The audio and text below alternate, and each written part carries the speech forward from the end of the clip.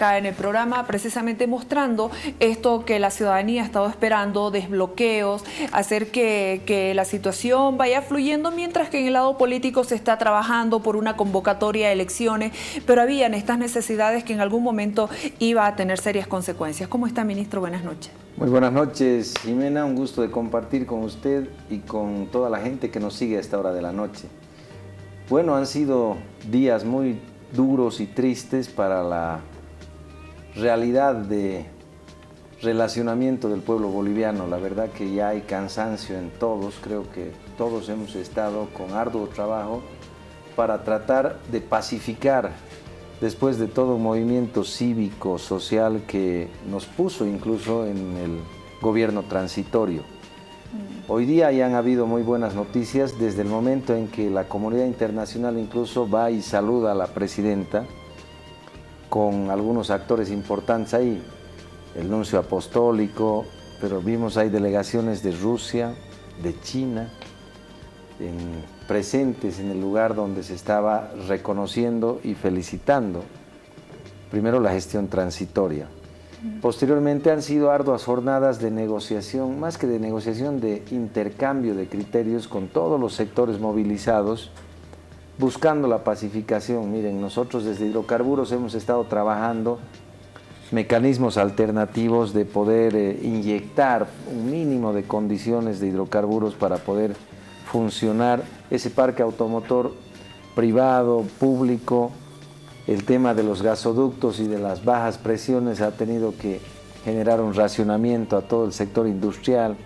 Hemos tenido que discriminar industrias, es decir, industrias de alcohol, dejarlas a un lado, no porque no sintamos que son importantes, sino que habían prioritarias. El tema de las farmacéuticas hemos tratado de ordenar ahí. Pero de todas estas crisis aparecen fortalezas, oportunidades. Por ejemplo, el encontrar a todos esos profesionales expertos en hidrocarburos que han estado hoy día sentados en el ministerio, desempolvando ideas y desempolvando archivos ahí para ver mecanismos alternativos en esta crisis, formas de cómo se puede sustituir estos mecanismos de distribución interna. Creo que son la oportunidad y lo bueno que sacamos de todo esto. Lo malo es que hemos visto intolerancia radical y muy agresiva de parte de algunos movimientos que incluso han estado armados. Yo creo que hay que continuar con la pacificación, pero con mucha cautela, viendo, identificando todos esos grupos que están portando armas en algunos sectores que ponen en riesgo la seguridad física de las personas. Creo que ese es un tema que todavía hay que irlo trabajando. Hay que desarmar a todos esos sectores sociales que son productores. Es decir, ellos no son militares, no son guerrilleros. Nuestros campesinos son productores y hay que darles herramientas para que sigan produciendo, y creo que esa debe ser la nueva mentalidad. Pareciera que han habido 14 años de distorsión que han hecho que algunos sectores campesinos se armen, manejen, porten armas. Claro, eso no condice con la realidad de un sector campesino que lo que tiene como misión de desarrollo en un estado de esta característica es producir. Y ese es uno de los mensajes que llevamos. Bueno, ya estamos organizándonos para ver de que todavía estamos en la etapa final. Estamos listos para que en la reunión de mañana ya cerremos todos los acuerdos, las garantías. Ojalá que todo ese equipo que lo ha estado haciendo muy bien a la cabeza de la presidenta, el ministro de la presidencia, ministros de seguridad del Estado como son el de defensa, ministro de gobierno, y claro, nosotros hemos estado aportando insumos muy técnicos en el riesgo que estaba corriendo el sector hidrocarburo como uno de los sectores más importantes de la economía del país. Creo que han sido los aportes de todo un gabinete que ha estado pendiente, ministro de Comunicación haciendo su trabajo, ministros de Justicia, ministros que tienen que ver con el desarrollo productivo, viendo el desabastecimiento. Ha sido un trabajo conjunto que nos ha unido a muchos bolivianos, un pueblo brillante, un pueblo que se ha portado a la altura de la historia, pese a la desesperación de la falta de hidrocarburos, del desabastecimiento, siempre ha estado firme y nos ha estado dando respaldo. Íbamos a algún lugar público y sentíamos, primero, que la gente aplaudía esa alianza importante de la policía y el ejército para brindar la verdadera seguridad del Estado. Y un segundo tema que nos decía, sigan, nosotros vamos a aguantar, pero sigan tratando de solucionar estos problemas, eviten que hayan muertes. Y bueno, hemos tratado siempre hemos estado tratando de pacificar principalmente los lugares más críticos. Nosotros lo teníamos identificado como Sencata y el Chapare, los dos puntos más críticos del conflicto, que era donde había riesgo de pérdidas de vidas y que lógicamente hemos estado tratando siempre de seguir. Hemos acompañado esos operativos de muy cerca para que no haya agresiones excesivas, para que haya custodia, para que haya tranquilidad y evitemos de que la agresión llegue a un extremo que pueda complicar el riesgo físico hasta perder la vida. Ministro, uno como ciudadano puede estar preocupado en tener gas, las filas con las garrafas, el tema de tener los carburantes, las filas para gasolina, diésel. Pero, ¿qué había detrás de todo este bloqueo en Sencata? ¿Cuál era el riesgo mayor al que nos estábamos exponiendo todos como bolivianos? En algún momento usted advirtió que ya no había más tiempo, que había la necesidad imperiosa de habilitar Sencata. A ver, ahora creo que ha llegado la hora ya de ir diciendo la verdad. Muchas veces los servicios de inteligencia nos frenan la información total por cuestiones de seguridad, por evitar riesgos adicionales. Teníamos un riesgo muy duro en Sencata. Teníamos radios en un momento de explosión que nos iban a cegar la vida de más de 100.000 personas, si es que eso explotaba. Por la cantidad de líquido inflamable que había, teníamos alrededor de 4 millones de litros de combustible líquido, pero además teníamos tuberías presurizadas, es decir, a su máxima capacidad. ¿Qué significa una tubería presurizada? La presión que tiene ese ducto, de la cantidad de gas que tiene, en el momento de una explosión, o sea, tiene consecuencias pues terribles por la onda expansiva que genera. Ese era uno de los grandes riesgos y en algún momento estuvo muy cerca de ocurrir cuando quemaron 3 vehículos al interior de la planta. ¿Se dañó la planta? ¿Hubo algún daño? La planta no tiene daños, se dañaron algunos vehículos, pero por suerte no llegó este incendio a tocar uno de los puntos críticos que podía haber generado la chispa, que hubiera reventado un lugar que hubiera hecho desaparecer prácticamente la mitad de la ciudad del Alto, ¿no? O sea, la primera onda expansiva que se veía era la pérdida total de vidas humanas, la segunda onda expansiva, pérdida total de bienes, que era más o menos alrededor de 2-3 kilómetros, y la última onda expansiva, que era prácticamente incendios descontrolados que ningún bombero en Bolivia hubiera podido acudir a poder extinguir. Entonces, era realmente un informe de expertos desastroso. Y claro, en algún momento esas cosas no se informan para evitar alarmar en exceso a la población, pero siempre hemos estado advirtiendo que podían haber tenido consecuencias drásticas y dramáticas. Le manifestamos así también con esa misma firmeza a la defensora del pueblo y que evite hacer comentarios que exacerben los ánimos. En algún momento se comentó que habían muertos al interior de la planta, que el ejército y la policía los habían llevado. Se ha mentido mucho y esas cosas no deben volver a ocurrir. No existieron ningunos fallecidos que se hayan ocultado allá. Pero además creo que todavía no se termina esto. Hay un punto crítico que debemos solucionarlo. Que esto permita distensionar el nuevo punto donde hay que hablar, que es el tema del Chapare. Sí, todavía tenemos pendiente, hay una situación de crisis donde debemos ir primero a pacificar para restituir un ducto que tenemos destrozado. Ese ducto tenemos 200 metros que restituir y vamos a demorar unos 7 días. Todavía continúa un problema con el sector industrial. Hay todavía una crisis ahí y que la vamos a tener que solucionar de una manera muy rápida y vamos a tener que ver algunas estaciones móviles para poder empezar a distribuir en lugares específicos la inyección de gas para que el sector industrial empiece a reactivarse y empiece a levantar su producción. En algún momento yo escuché a un representante de la Agencia Nacional de Hidrocarburos advertir ayer que por los daños causados al interior de la planta se veía seriamente afectado el abastecimiento de GLP. Vamos a normalizar. Hay una pérdida material de garrafas. Se han extraído garrafas en el momento de la crisis por cientos, ¿no? Pero ya el tema de la maquinaria que existe en la planta engarrafadora y todo está trabajando con normalidad y vamos a poder trabajar el reabastecimiento con mucha normalidad. Esta mañana les decíamos a la población que iba a haber buenas noticias hoy día. Ayer hubo una tormenta y hoy día salió el sol, así que ese sol salió para todos y creo que está empezando ya a mostrar buenas vibras para poder reactivar la economía en Bolivia.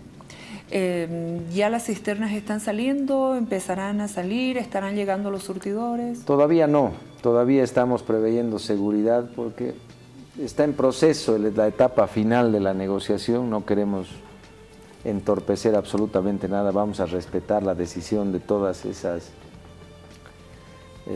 voces interlocutoras que en este momento están cerrando. Mañana a las 4 de la tarde hay una reunión final ya para establecer acuerdos de garantía, acuerdos de que esto no vuelva a ocurrir y de que las elecciones van a ser pues el elemento fundamental de la pacificación. Nosotros no estamos aquí para quedarnos y lo manifestamos con esa claridad y públicamente. Nosotros estamos aquí para llevar una transición que pacifique al pueblo boliviano, pero además que restablezca la democracia y el orden de constitucionalidad y de institucionalidad que debe tener en un Estado de Derecho. Para eso estamos, somos custodios nomás durante poco tiempo. Ya vienen los acuerdos sobre los temas electorales y vamos a estar cerca de que esto ocurra y finalmente vengan nuevas autoridades. En esta custodia hay que transparentar muchas cosas en la institución.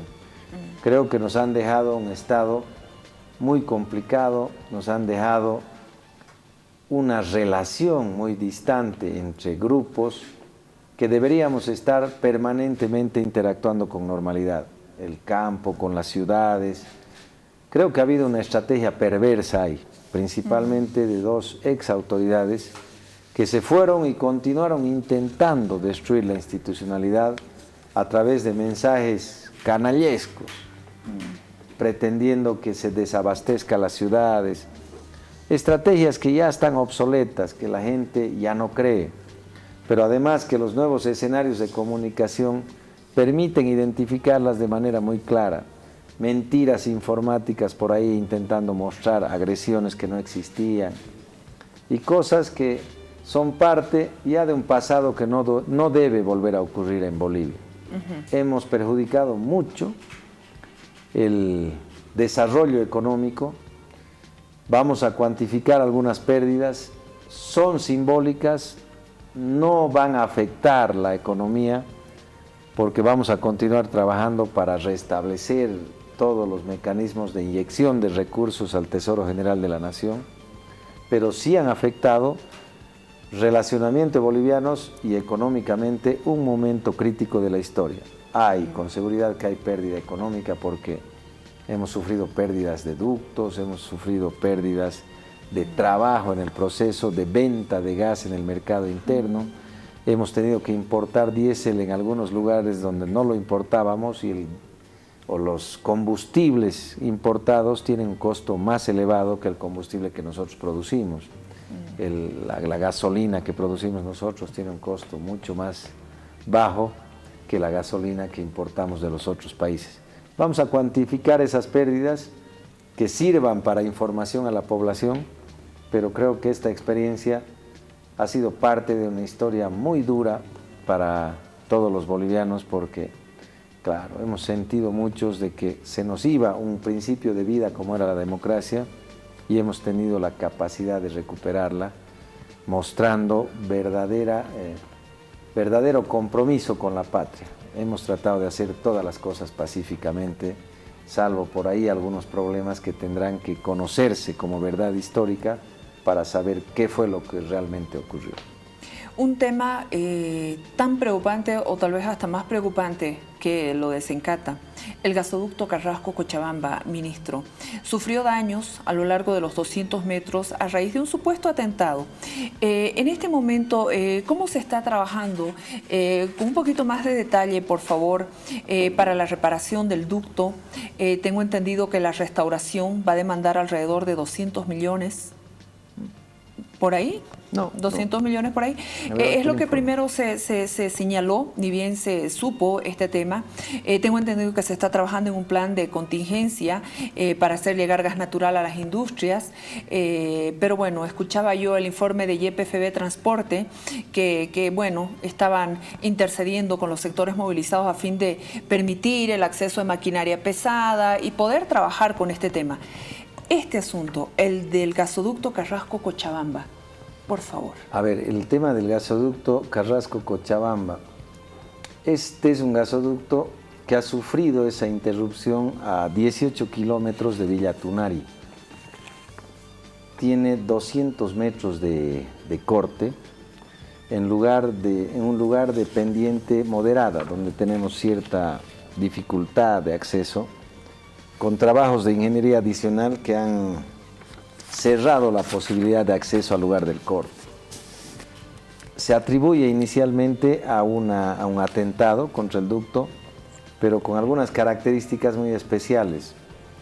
10 minutos o minutos antes, para ser no tan precisos y exquisitos con el tiempo, pero minutos antes de volar ese ducto, alguien cerró las válvulas. Entonces hay una sospecha ahí que va a ser investigada de que funcionarios estuvieron en complicidad con quien cortó el ducto. Funcionarios de yacimientos, porque el único que puede cerrar una válvula de un ducto es un funcionario de yacimientos. Y claro, si ese ducto volaba con el gas que pasa por su interior, no, pues hubiera sido una explosión terrible y en cadena. Pero para evitar esa explosión en cadena y para evitar que quienes volaron ese ducto sean incluso damnificados con la explosión, cortaron la válvula y posteriormente volaron el ducto con explosivos. Entonces, gente que conoce de ingeniería, que conoce de estos temas, pero finalmente gente técnica de la propia institución que posiblemente haya participado. Un tema a investigar. El costo de restitución del ducto es alrededor de $500,000. Estamos hablando de unos 350.000 bolivianos que debería costar esa restitución solamente en el equipamiento que se va a utilizar. O sea, solo la restauración del ducto. Solo la restauración del ducto. ¿En cuánto tiempo se podría dar? Entre 5 y 7 días una vez iniciado el trabajo. ¿Todavía no se inició ya? Ni se empezó, pero tenemos todo listo. O sea, después de un trabajo con yacimientos, ya se tiene todo el esquema operativo del equipo que se debe llevar, porque hay que trasladar equipo, hay que llevar todo lo que va a ser las soldaduras de esos equipos, radiografías, etc. Son una serie de elementos técnicos que hay que tomarlos en cuenta para poder restituirlo. Gente, que es lo más difícil que entre en una zona tan crítica como es la del Chapare. ¿Por qué? Esta gente pide un mínimo de garantías para entrar porque tiene amenaza de muerte. Tenemos reflejadas en varias plantas la gente del Chapare porque están... Estamos hablando Villa Tunari y Cristalmayo prácticamente. Por ahí es. 18 kilómetros.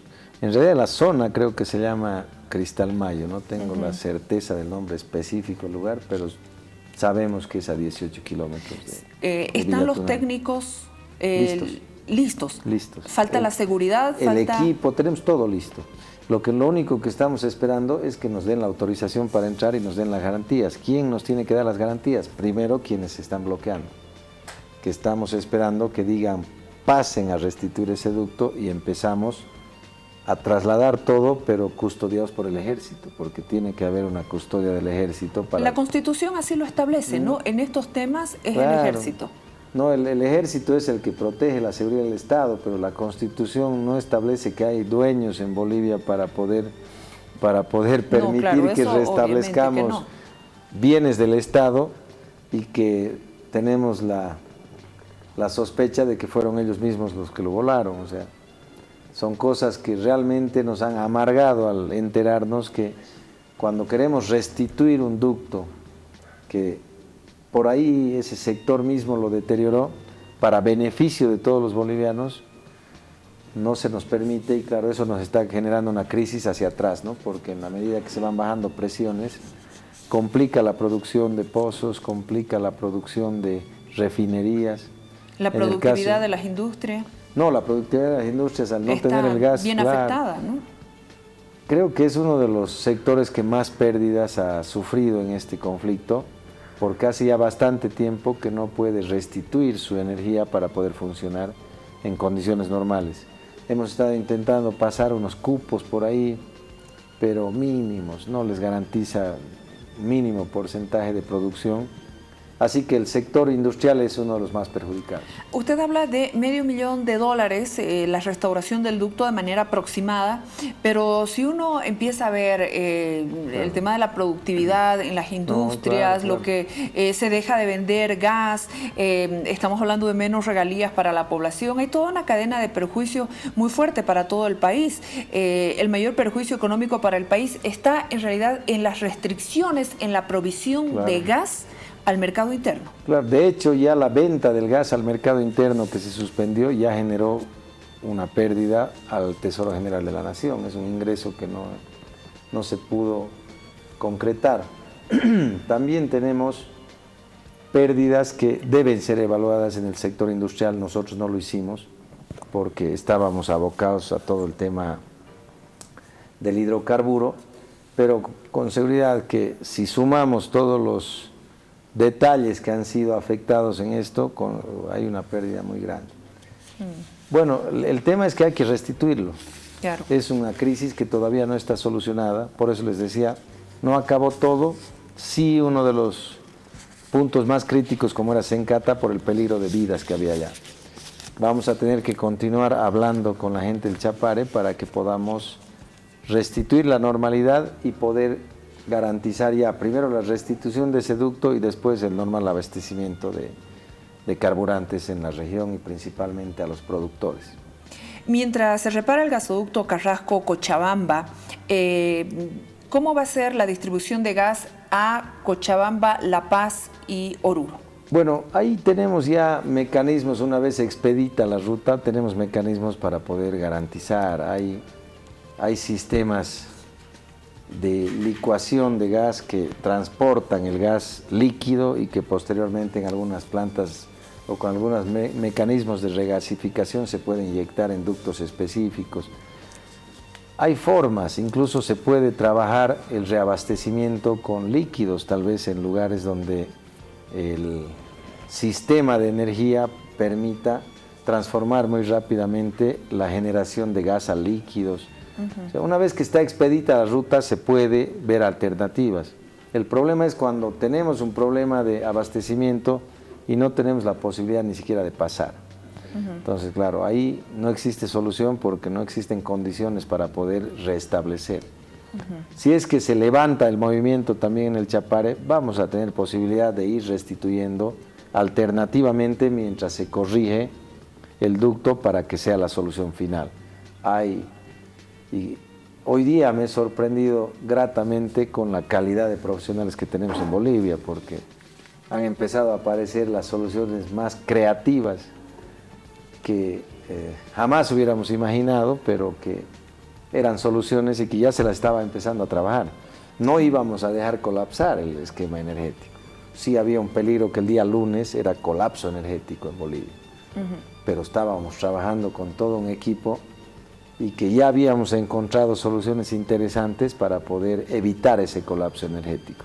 Entonces, me ha alegrado mucho ver el esquema profesional que tenemos de yacimiento y externo, porque han venido profesionales voluntarios a trabajar, que han pedido que ni siquiera los nombremos y que han venido a aportar con su experiencia, con sus criterios. Y claro, ha sido un momento de solidaridad importantísima para la historia de Bolivia. Creo que esa solidaridad nos va a permitir trabajar de manera muy ágil en todo lo que va a ser el restablecimiento del negocio de los hidrocarburos.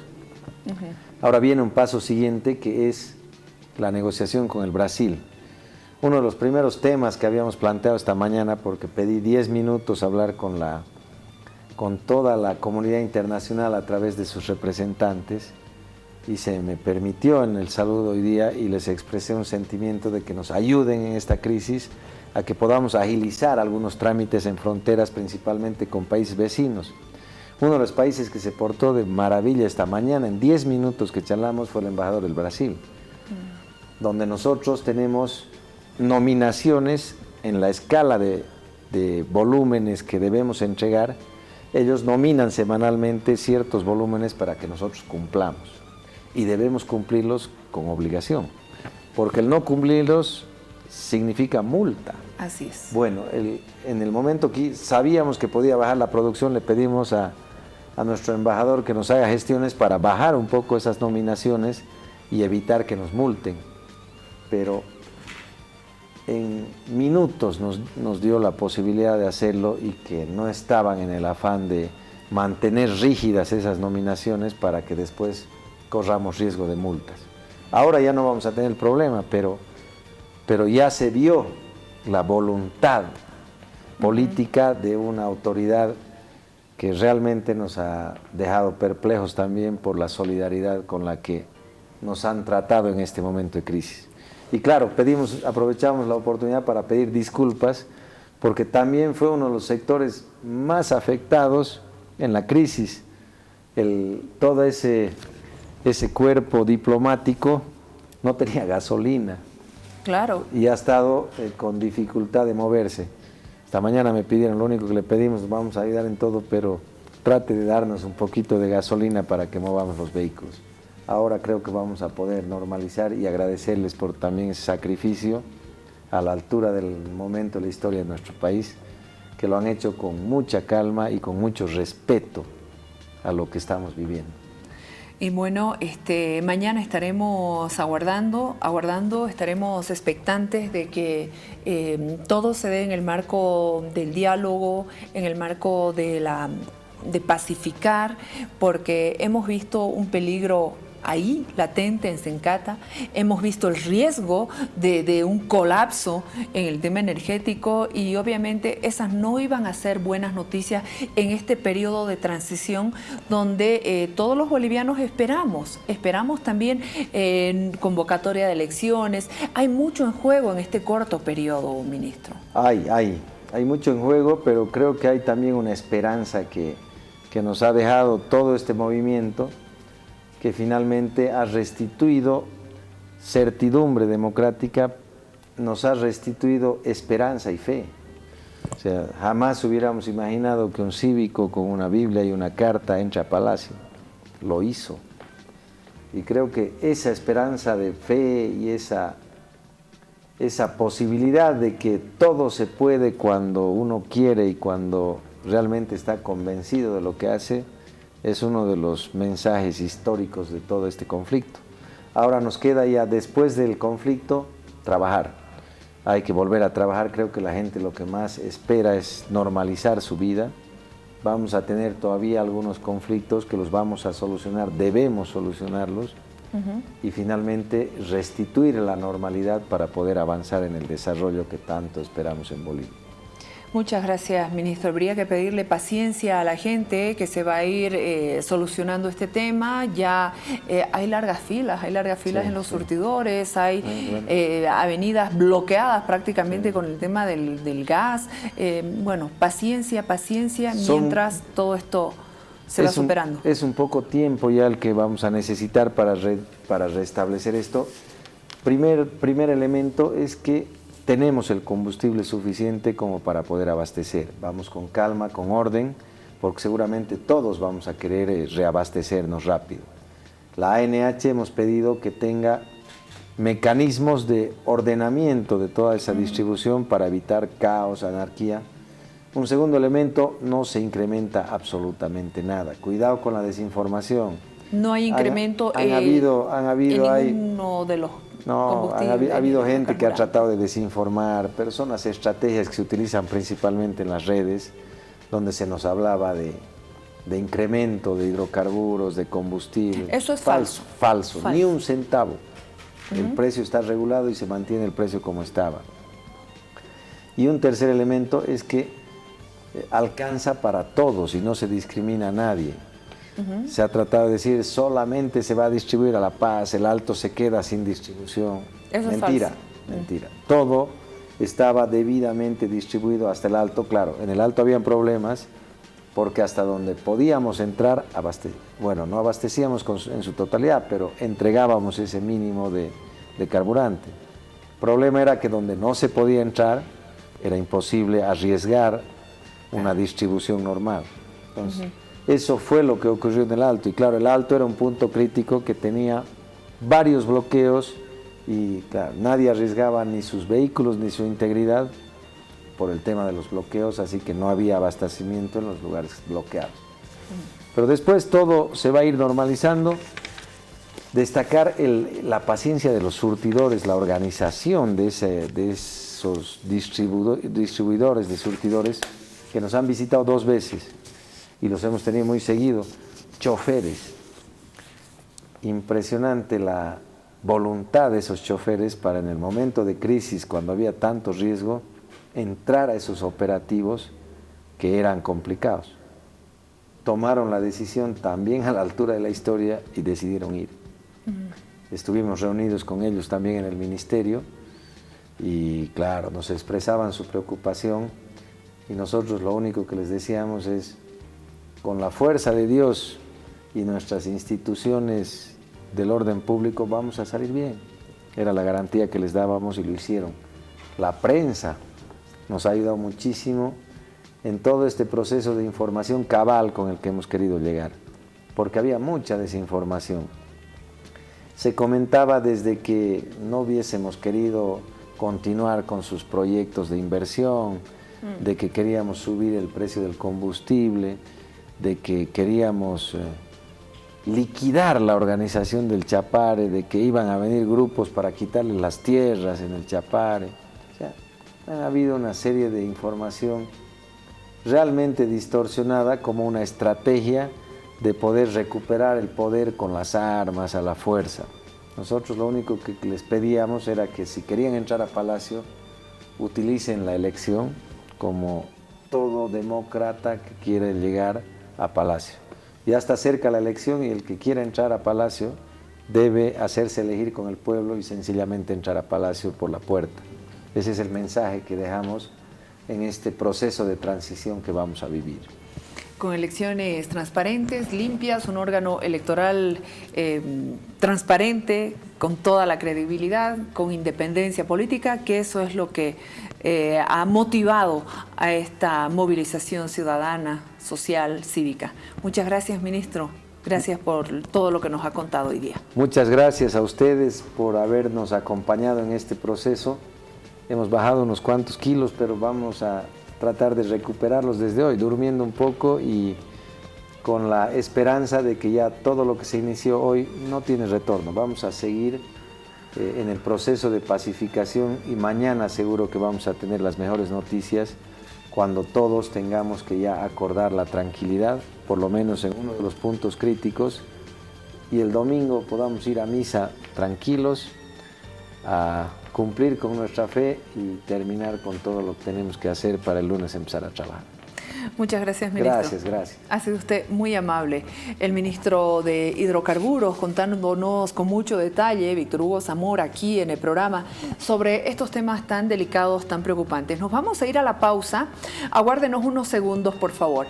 38 días de la movilización en Potosí, 25 días en Santa Cruz, 21 días en La Paz. Todo un país movilizado pidiendo que se respete el voto.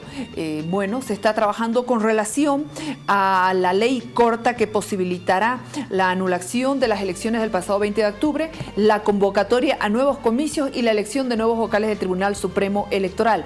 Esto también podría darse este fin de semana. Enseguida el abogado constitucionalista Víctor Hugo Chávez para comentarnos con detalle algunas de las observaciones que hemos podido ver acá en el programa.